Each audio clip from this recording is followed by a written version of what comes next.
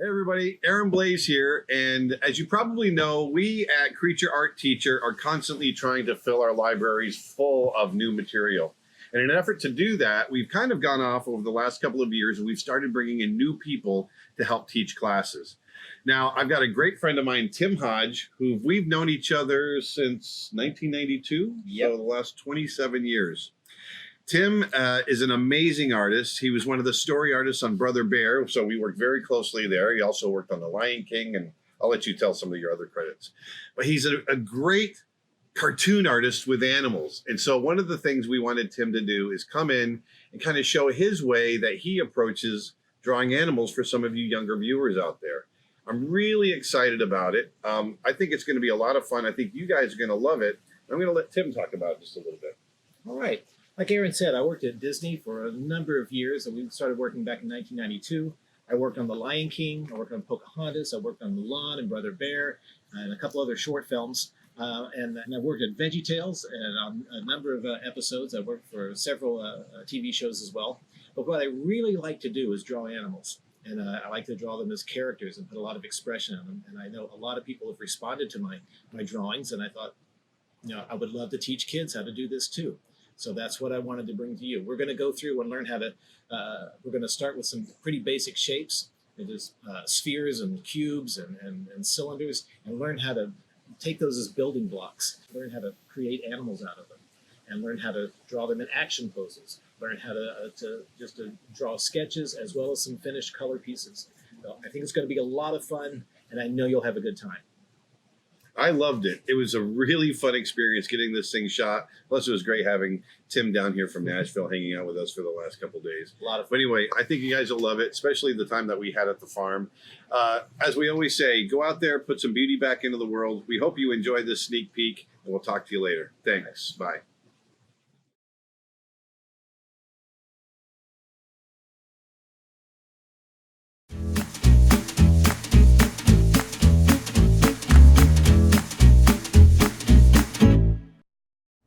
Hey there, today we're going to try something real fun and we're going to draw dinosaurs. I don't know about you, but I love drawing dinosaurs. So, and besides that, we're going to add some color. We're going to take our drawing into painting. All right, so first of all, let's come up with a fun design. All right, again, we're going to do a cartoon, so it's going to be simplifying and exaggerating dinosaur shapes. And I think everybody's favorite dinosaur, one of them is the T-Rex. Because it's either the T-Rex or Triceratops, but we're going to go for a T-Rex. And T-Rexes have this nice big, kind of a box-shaped head. It's a little bit narrower on the nose end. This way, we're doing a cartoon version, and nice big, kind of egg-shaped body. And the tail comes off the end of that, like that, for counterbalance. The neck is like a cylinder that's kind of squashed side to side. And it kind of curves over like that. It's not a straight neck by any means. Now I've made the head a little bit bigger, just for the cartooniness of it, to exaggerate it. And they've got these giant legs that come off again, like these big beefy thighs, and their knee is up front.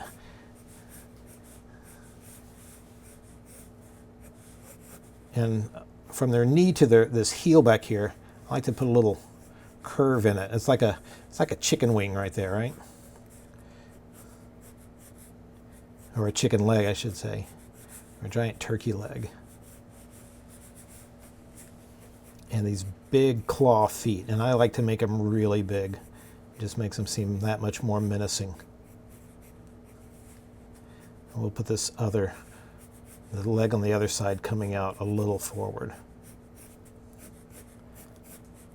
So these are just the basic shapes. I'm not going to do a lot of detail on this drawing.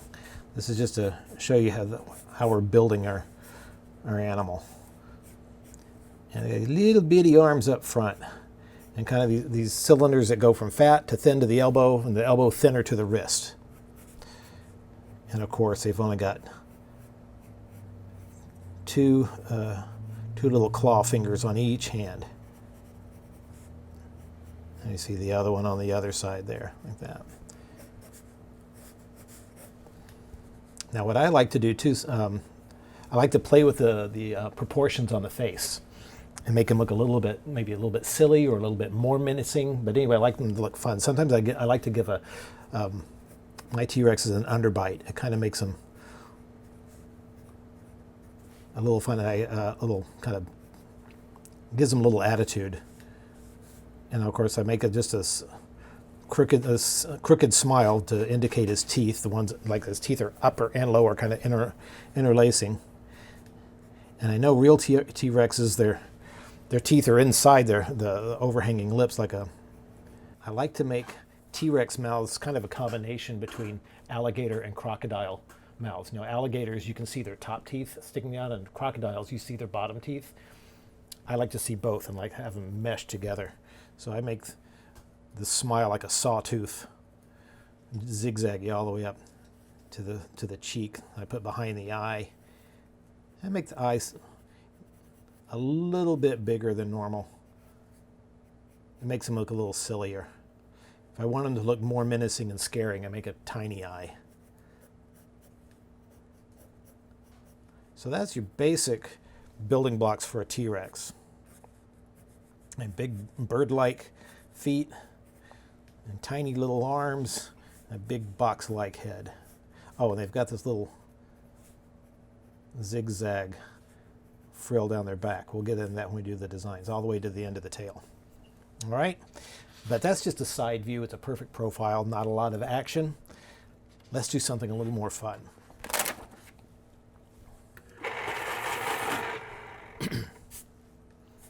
I think it would be fun to have him, maybe not running, but maybe yelling at something, because I think they're... So we're going to have him kneeling, kind of leaning down. This is going to be my line of action I'm working with. His head's going to be down here, and his tail's going to be up in the air, like that. So, and his body is facing a little bit toward us. I don't want a perfect silhouette.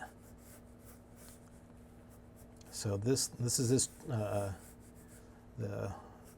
all the mass in his torso, and the top of his leg is coming off of that, and that would be his knee right there. And big claw feet, getting from the fat thigh all the way down to the skinny ankle. And I draw some little contour lines so you can see the curve there, because it's, even though we're drawing straight up and down, his knee is coming toward us, and this bottom part of his leg is going away, and then his the final part of his leg, the bottom, is coming toward us again. So it's, you know, zigzagging toward us and back. And this big middle toe with a claw on it, and another claw on that toe, and this toe's going in the other direction. So it's coming straight at us, like his three toes are on the ground like this. And I would draw his other leg here, but it's going to be behind where his head is coming down. So right here we have this big head like that, and it's going to be toward us. And I drew a profile before, but this one's going to be turned a little toward us. So that, like, if I did the box shape, in dimensions, it would be shaped something like this. So this front plane here, the side plane here. So his eye is going to be on the side of it like that. And if I did just the general path of his mouth, I like it when the real T-Rexes, their mouth kind of goes up in the middle and the front, and I really like that. So I'm going to keep that from the real design. And I'm going to have, I like his bottom teeth to overlap here. So I'm going to even have this tooth come out from his silhouette so he can see it even better. Because since we're not doing a profile shot, I really wanted to emphasize that sharp, pointy tooth coming out.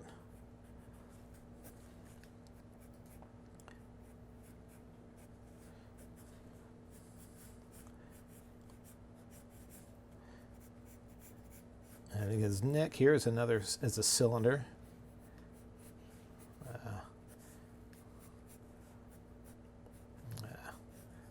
connecting to his torso, and right, his shoulder is going to be right here. So again, from his shoulder to his elbow, and his forearm is going to be coming toward us, so it's a little foreshortened. And then we just show these two little claw hands like that. Okay, see where we're going with this so far? Now I'm going to put this other leg, the other hind leg, back here, because if I drew this through his head, it's going to get really, really messy. So we're just going to see about from that heel down. His other arm is going to be behind his head, so we're not going to see that at all. Yeah, make sure I don't make that leg too long. It's got to be on the same ground plane as the first leg we drew. There.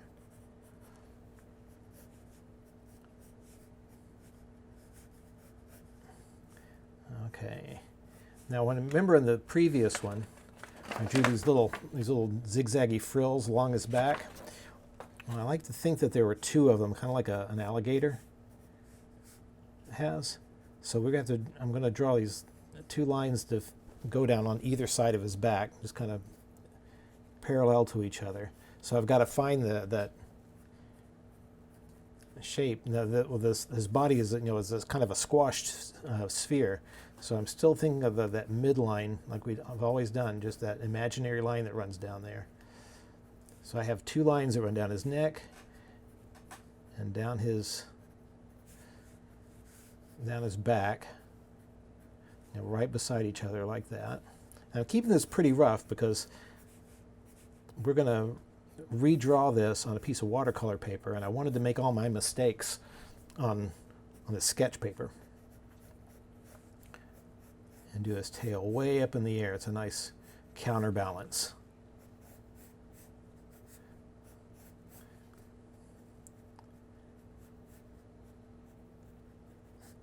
And keep those little zigzaggies all the way up there. That frill. And his tail is a nice S shape. And see, overall, his line of action is a nice, smooth S shape like that. See? I say he needs a little friend here, somebody that he's staring down. And I think we're going to draw a pterodactyl who hasn't learned to fly. And pterodactyls have those heads that are like pickaxes, so we're going to draw that, and his little bat wings are all folded up.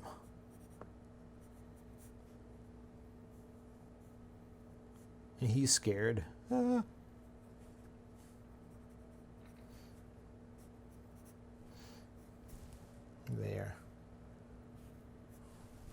Unless I come up with a better idea. That's where we're going. Okay, so we've got a nice little interaction with a couple of characters.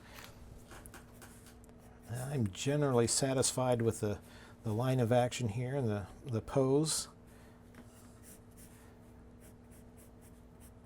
I'm going to work on that jawline a little bit there. Make sure it feels separate from the neck. There. I think that works better. All right.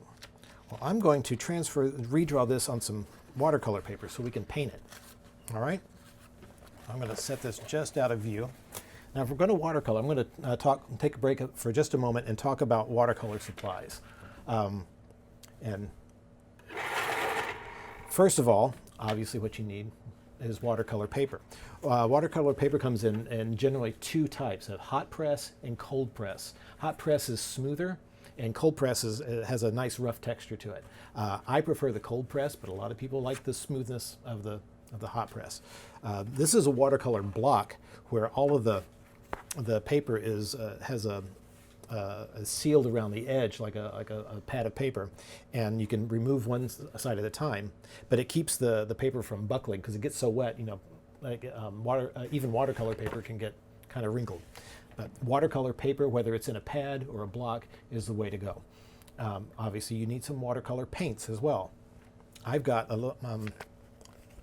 brought with me a little travel set, and these come in many different sizes and shapes. This one I've had for many years and used it a lot, so it looks rather messy. I've had to replace a number of these, and I need to clean off my little palettes. This is a great travel kit because it's everything folds up into one little case, and the palettes unfold for mixing all your colors. It even comes with its own little brush. It's a really fine point brush, which is good for detail, but not much else. And it even has this little bottle that you can fill with water and take with you. And finally, it has a cup that sits on the side, and you can fill that with water for your paints. But you can also buy, well, just about any watercolor set's going to be great. This is what I brought with me. You also need some watercolor brushes. Like I said, most watercolor kits will come with a small brush like this that's a very small tip. It's usually like a number 2 size brush. And remember when we were talking about pencils, number 2 meant how soft the lead was, and brushes, that's how wide the bristles are. This is a number 1. You can see it's really small. I don't use these very often just because they are so tiny. It's good for detail. But what you want to make sure you have is a nice flat brush like this. This one's about a 3/4 inch wide. It covers a lot of area at once, which is great. And some round brushes. Now these are my travel set that come where you can, they come apart so it protects the bristles when I pack them away. Not all brushes are like that. They don't have to be. But get a nice one with the round tips, different sizes, and then at least one big flat brush. These are great. But let's transfer our T-Rex over to a watercolor paper. I'm just going to redraw it. I'm not going to trace it or anything because watercolor paper is really too thick to trace with. Now overall, I drew everything a little bit, a little too high, a little bit over to the right from what I really wanted. So I want to make sure that when I redraw it, I get them more in the air, a little more centered than that, and put them a little closer to the bottom. But I'm going to draw them really light.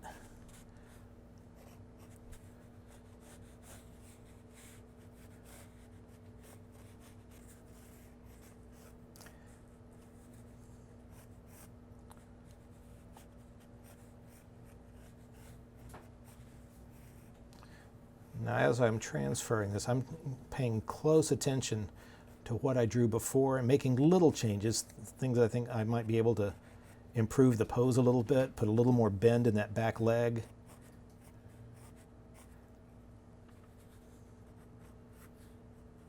Maybe make the toes a little bit bigger. Like I said, I like T-Rexes that have big feet. I just think they're more fun to draw.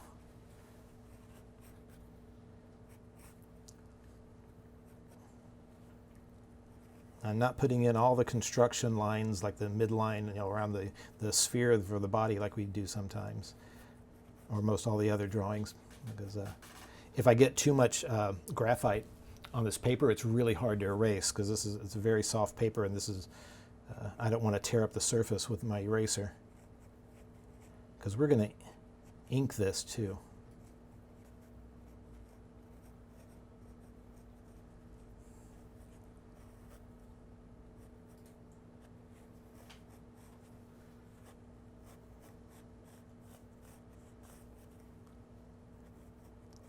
Making his nostrils come up a little higher than I had before. I think looks meaner when your nostrils are flaring. And I'm making sure this ridge over his eye is nice and big and pronounced.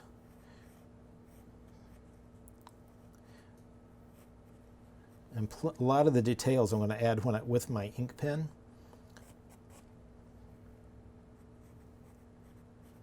And one reason I like to save details for the end and not draw them here and then trace them over is because it starts feeling like a tracing. If I draw it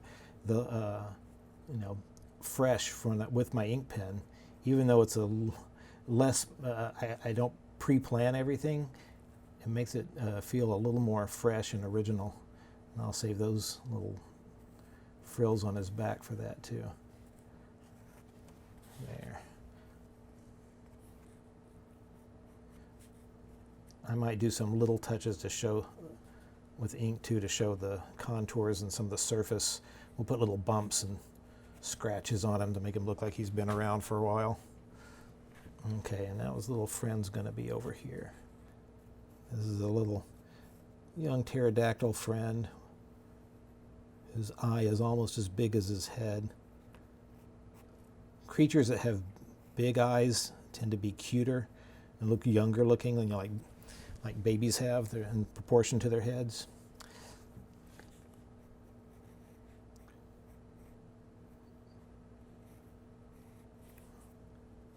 I drew him awfully small. But we'll get the idea. Okay. Now, one thing we haven't talked a lot about, but I'm going to put in here, is to have a nice ground plane to make it feel like they're to make it feel like the character's actually standing on something and give them a bit of environment. So far, all the characters we've been drawing have just kind of been floating in space, or we, put maybe a prop next to them. But we're going to get not a very detailed background, because that's a whole other lesson. But we'll give just enough information to make it feel like they exist in their own world. All right. I'll put that over there.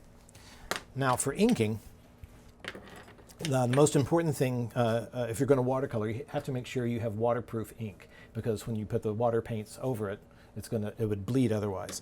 I like a couple of different things. These are some ink pens by Faber-Castell. It's called PITT, P-I-T-T. They are waterproof ink. They're great. They come in different thicknesses and even in different colors. These are actually brown, which I love very much. But today, I'm going to be using a Pentel pocket brush. It is actually, it has bristles in it that work like a brush you would dip into ink. It's refillable. You can put new cartridges in it when it runs out, so it lasts for a long, long time. There are other pens, like this one I really like. It's by Kuretake, but the ink that comes with this one is not waterproof, so it would smear if I painted over it. So we're going to save that one for another time. But anyway, we're going to start inking this, and I'm going to work, since I'm right-handed, I'm going to start on the left-hand side of my page and work right, because if I work the other way, there's a chance my hand would go over and smear the ink. So we're going to work on this little pterodactyl guy first, and he's so tiny. I just had to use a very little end of tip of my brush. Now, inking with a brush takes a lot of practice. It's a hard discipline to master. I would suggest the first time, if you want to draw lines down, just use like a ink pen that's got like one of these. It's a felt tip. It's a lot easier to control, but just make sure it's waterproof ink. If you're not sure, test it on a scrap of paper. Put a little bit on a piece of paper and put some water on it. If it bleeds, it's not waterproof. But if it stays intact, it's a good pen to use for this.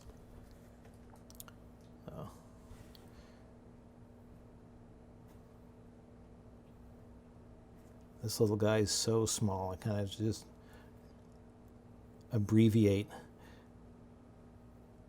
his anatomy.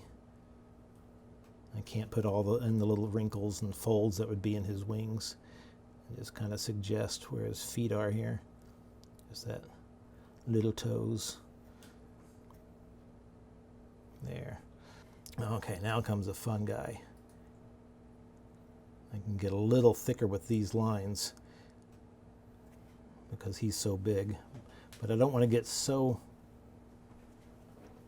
thick it needs to feel like he's drawn on the same piece of paper as a little guy. Now, working with this ink pen, I'm just barely touching the tips of the bristles to the paper to get a nice thin line. And it's a little bit bumpy because the paper's bumpy, but that's part of the character of the drawing too. But the pen can work really, really differently. If you press hard, you can obviously get a nice thick line like that, and even get these wispy things. You can control getting little lines or big thick lines like that. But for this particular illustration, this particular cartoon, I'm going to keep the lines really, really thin.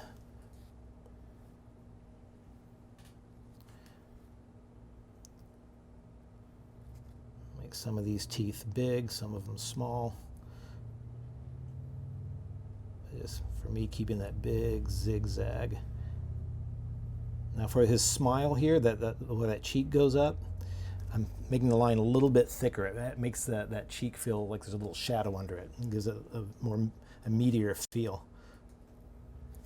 And under his chin, this line, it can be a little thicker because that is a shadow area. And it's kind of a way you can show shadows in ink with just using black and white, not a gray area.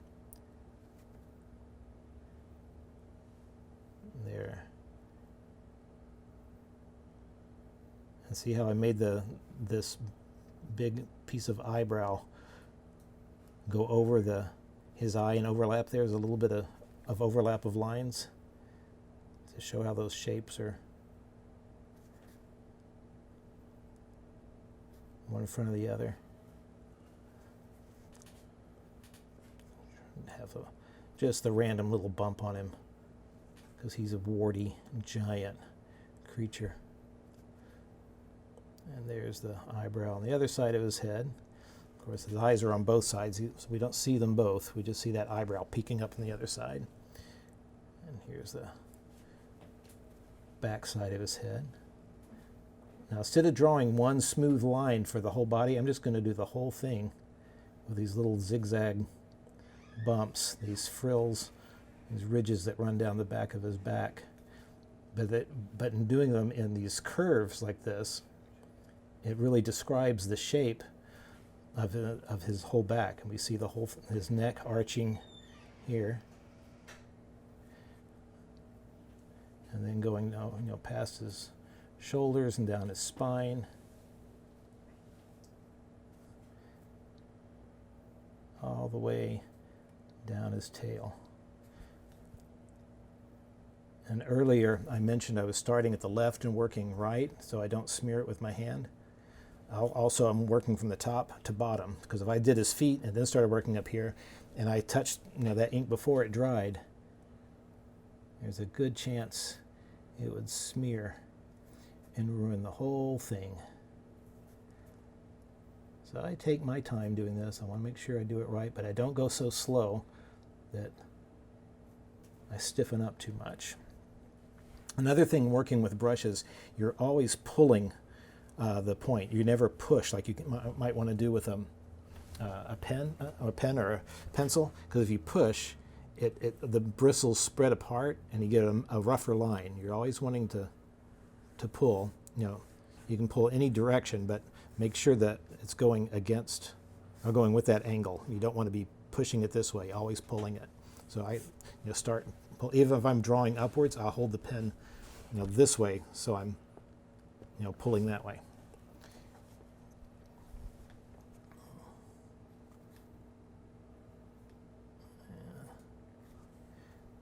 I'm going to do a couple of lines down here to show where his neck is meeting his body.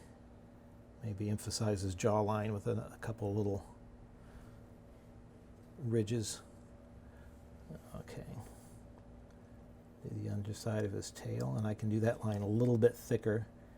I tend to do the lines that are on the bottom of his body thicker because it helps it feel heavier and emphasize the shadow.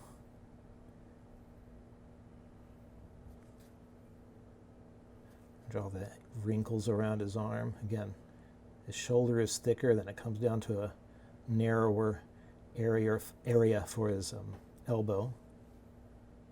His forearm is foreshortened, and this line just where is that crease in his elbow where his arm would bend.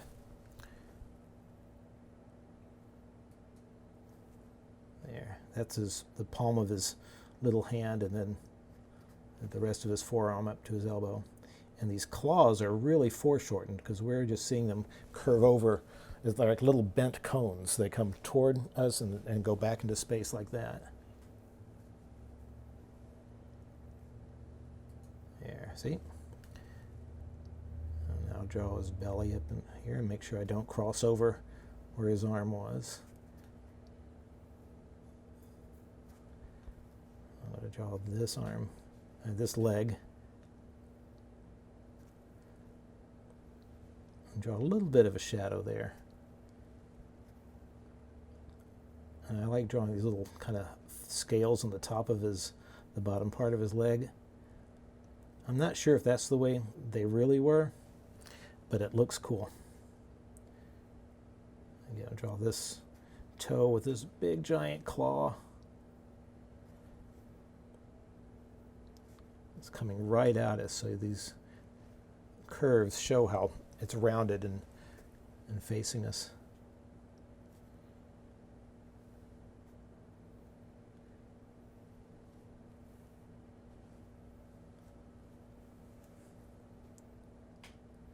I'm having to be careful. I've started working backwards and I'm scared I'm going to smear that. There.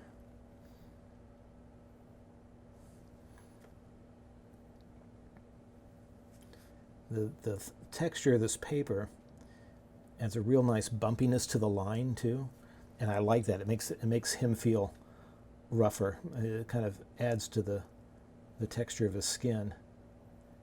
And I like doing these little circles, little bumps and warts. Maybe a big one right where his knee is.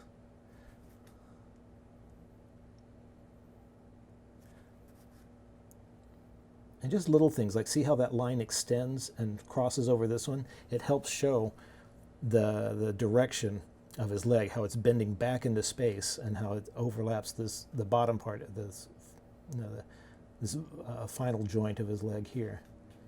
And then we can, drawing these scales curved this way, it helps us feel that cylinder look of his lower part of his leg coming toward us. It's the magic of doing line drawings, using wrinkles and scales to help show the contour of a shape.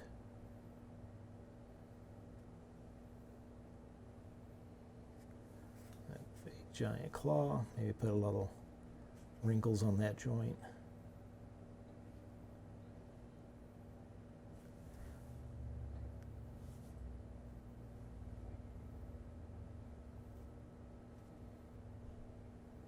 There. Maybe adds just a little stuff on the ground, a little grass here and there. We'll do some more of this when we paint, but just add some stuff. Okay, and we'll let that dry for a couple of minutes and then we'll come back with some color. Okay, right now I'm taking out my pencil lines, being very careful. I think the ink is dry.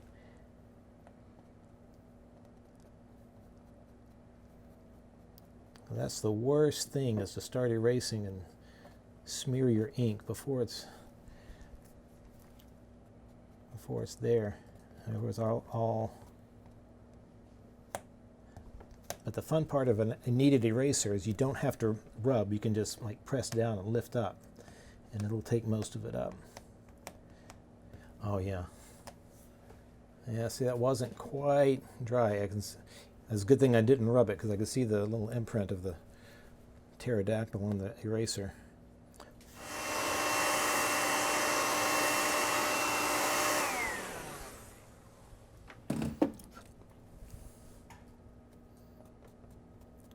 Yeah, I think most of it's... I just want to make sure it's dry before they get the water on it. The pencil lines will be covered up by color, but yeah, there we go. All right, everything's inked. The ink is dry. I've got my pencil lines erased, so I'm ready to splash some color on here. I've got 2 containers of water, one with just clean water and another one for rinsing out. Because when you want to put water on your paints to create a color, you don't want to put dirty water in there. It could affect, especially if you have a lighter color. If you're trying to mix up something with yellow and you get mucky brown in there, it's going to mess things up. Also, you want to have just a paper towel handy too to dab your brush on, or maybe if you have a little drop, you can pick things up. So I'm going to start by adding a little background color. I'm not going to paint in the whole jungle or anything like that. Just add a little little splash of color here and there to suggest that they're living in an actual environment. All right, and I have my flat brush for that. Now sometimes it's good to wet your paper first and then add color on top of it. You get a real nice soft look like that. See how the paint just bleeds around? So I'm going to do a little bit of both. I like to have a kind of a rough around the edges and also some softer blends in the middle. The thing I like about watercolor is you can just lay it down real fast and it dries fast, and it's a great portable medium. If you're using acrylics or oils out on location, they take a little more time. I can get right up next to his nose there, and I've had a lot of practice, so I can do this pretty quickly. If you're a first timer or early this, take your time and get real close to those lines, and put a little bit of color on the behind him too, so he feels like he's in space. All right, I'm going to use. Now while that's drying, if I start painting his body and it happens to touch some of the blue paint that's still wet, it'll bleed into that. So I'm going to let that dry for a bit while I work on the little pterodactyl. So I'm going to get a smaller brush. Okay.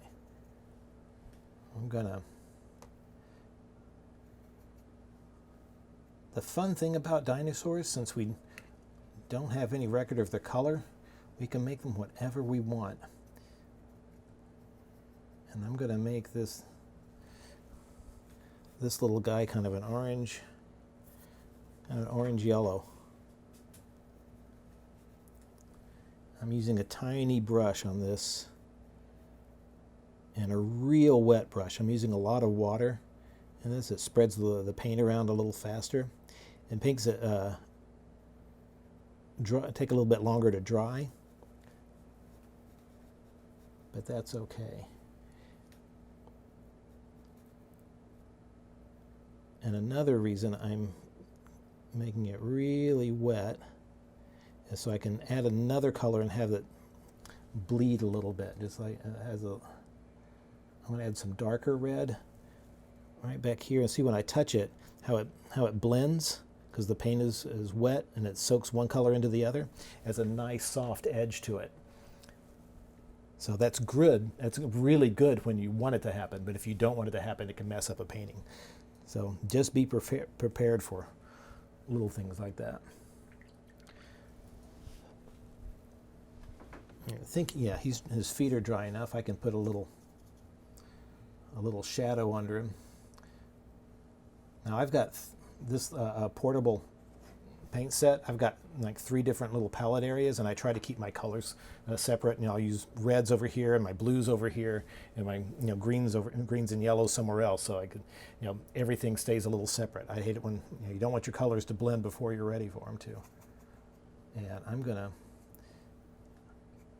create kind of a dark, dirty green color for a shadow. That's a little bit warm.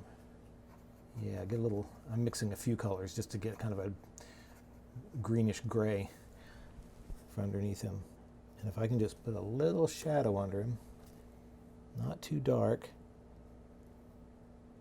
just like that. There.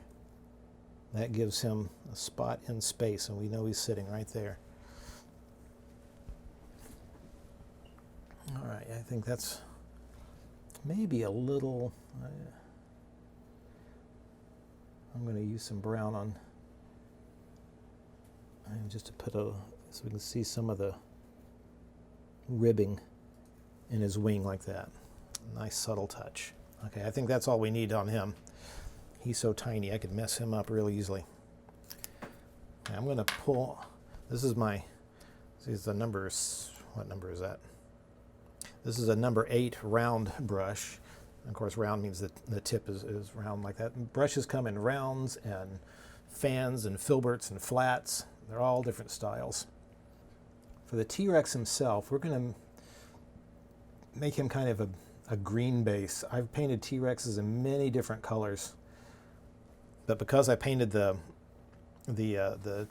pterodactyl in a warm orangey color, I want something that contrasts with that. So nothing too dark. I'm going to start off with a fairly light green, and we'll get darker later. I'm going to put some different patterns on them, some stripes and things. So this is a nice kind of medium shade of olive green. And making sure I leave some of that teeth area white. Now right up front, I want only his bottom teeth to be accentuated, so I'm very carefully, with this brush is a little bit fat, trying to get between those teeth, so it's just his bottom teeth coming up. Now back here, these are going to be top and bottom teeth, so I can just kind of go across those and let them stay gleaming white and threatening. Now what I like to do too is leave a little bit of a white gap on the upper edge of my characters. This is a personal style. I like to do that because it adds a little bit of a highlight to it. Makes him feel like the sunlight is coming down on him without getting too worried about the detail with color. I can just kind of let the paper show through and be a light spot on him. It's going to take a few minutes on this one because I'm leaving some white on this bumpy area. It's going to take some care, but it's going faster than I thought. I see sometimes the paint pools up and gets kind of dark, and I just touch my brush to it again and pull it over to where I want it to go.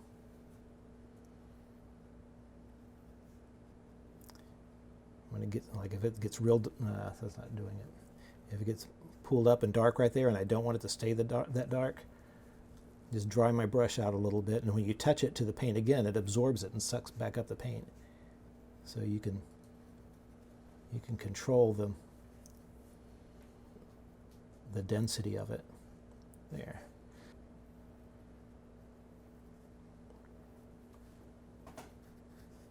There. Now, one of the things about watercolor too, it's a fun medium to paint with, but it's a little bit fragile. And if you let an area dry and then you want to paint up next to it, you can get a weird hard edge. So if I want all of him to be the same color, I've kind of got to work over the whole thing at once. That's what those big brushes are really great for. Because I want to make sure I don't have any weird spots, because sometimes when watercolor dries and you put another layer, even the same color on it, it can get weird patterns and feeling and textures to it that you don't intend. So you've got to keep the paint wet while you're working.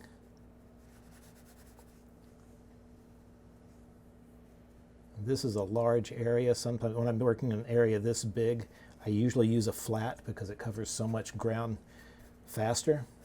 But right next to all this big area are these tiny areas. So I have to, thought it'd be best just to stay with this one that's a little bit finer point.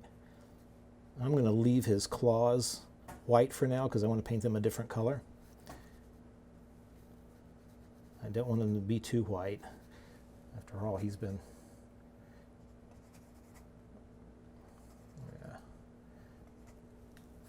hunting a lot.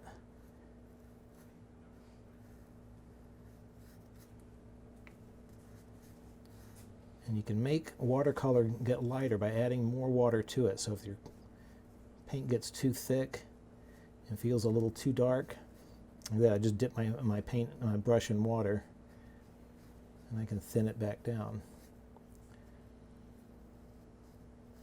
Now, even though he looks all green now, that's not where we're going to end.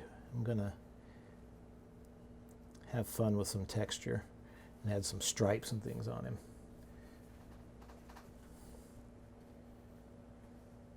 This leg is a little bit darker on the top because that is the shadow his body is casting on it.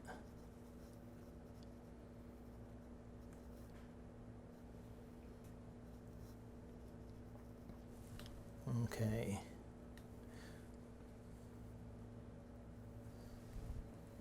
So far, so good.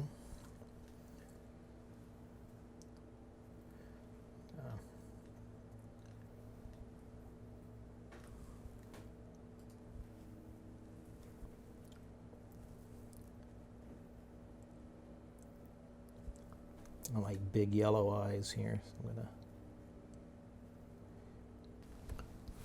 I'm gonna dry this out in a little bit.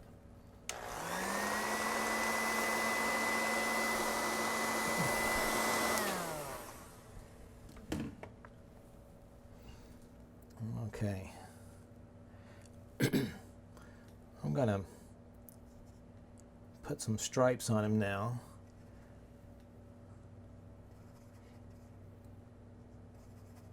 And I'm going to use the same color green and add a little bit of blue to it, some ultramarine to make it a little bit darker. That was an olive green I had there.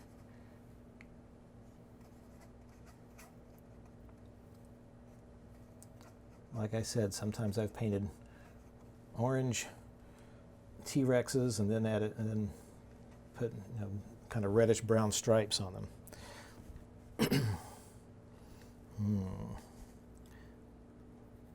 Okay, I'm going to actually kind of go through this area on his back. That's going to be all one color. Now the trick here that I'm working against is usually, animals are often darker on the top and lighter on the bottom. But at the same time, when the light is cast on their back, they should be darker on the bottom because that's where the shadows are. So it's kind of you have to work against the nature of light and the nature of coloring in here. But it's a cartoon, so we get a little leeway here. And I don't want these stripes to be too dark. I'm not like a tiger where there's like black stripes on an orange body. That's why I'm doing them the same color, so they're a little more subtle. That line is a little harsh, so I can go back through with just a wet brush with just water in it while it's still wet and touch that edge, soften that up a little bit. There, yeah, that's working. And by using these curved stripes, it helps us feel the roundness of his body. Because if we were looking at him directly from the side, those stripes would be almost straight.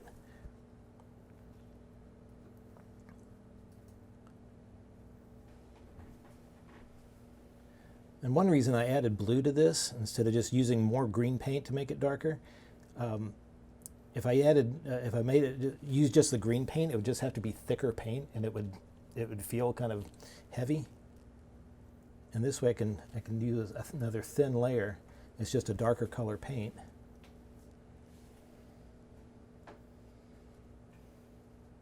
And it still feels like watercolor, a nice light watercolor. There. I think I'm going to paint the top of his head darker here too. But around that nostril, I don't want the nostril to get dark. Yeah, see that? That looks better.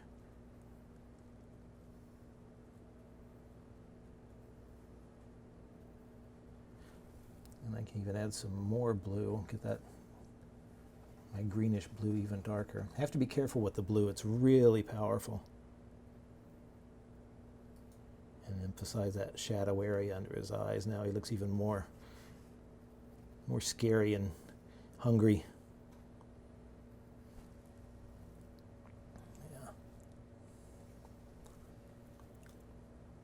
Now I can go back and paint his claws because the green is nice and dry. Didn't rinse my brush out well enough. Actually, I'm going to use a thinner brush.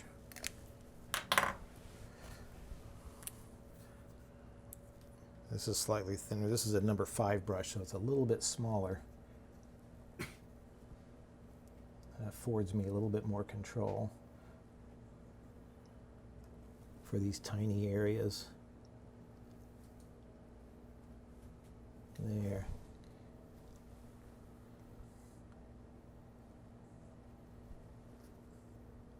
You know, painting his claws, kind of the golden brown here, makes them feel more like bone, you know, something made out of bone.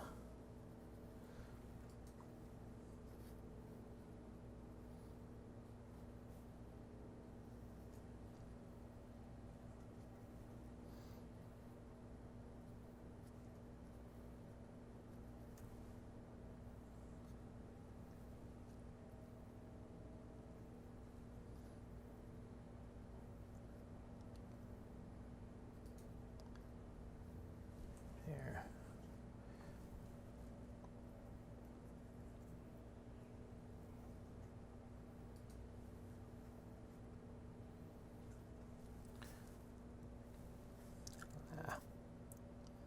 A little too much there.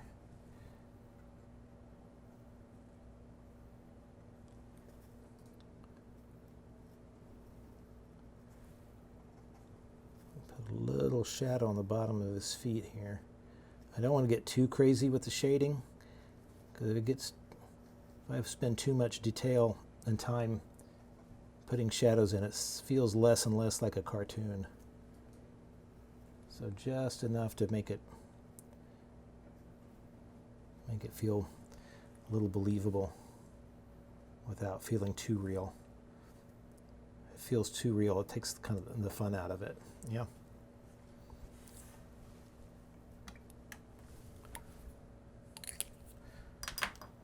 But I will put a shadow underneath him, just like we did the pterodactyl.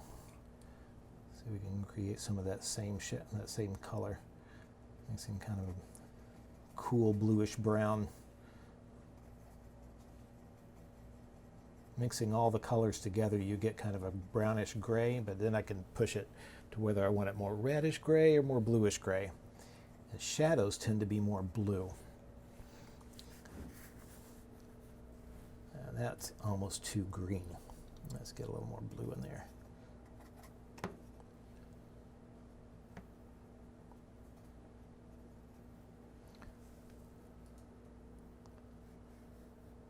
There we go.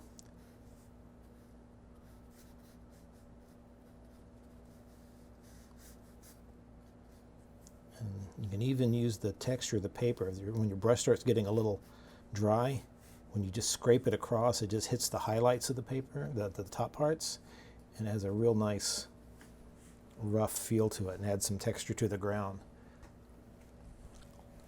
Like it's bumpy ground. And now just to add a little bit more reality, let's make some, put some grass in there. Here and there. So I've got a pretty thin brush. We'll just do some little sprigs.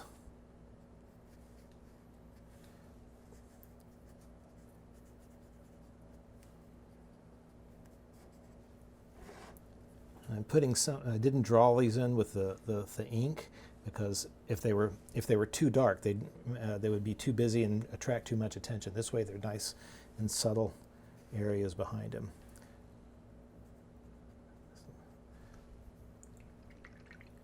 Yeah.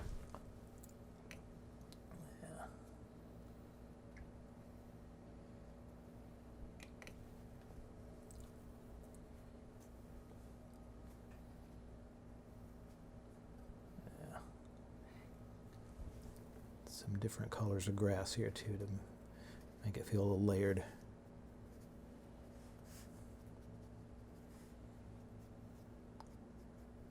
There.